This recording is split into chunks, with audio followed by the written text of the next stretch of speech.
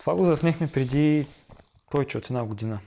Тъй като обаче аз и екипът ми не останахме особено доволни от това, което се получи, решихме, че ще го преработим и тогава ще го качим.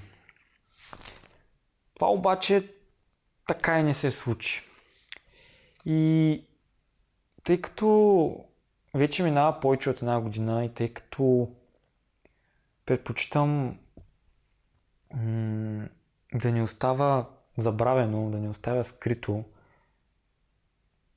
тъй като все пак то е част от историята на студиото и екипа ни, искам се някога да го кача.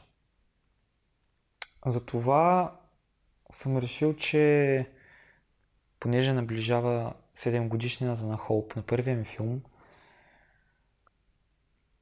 ще го кача в края на този месец.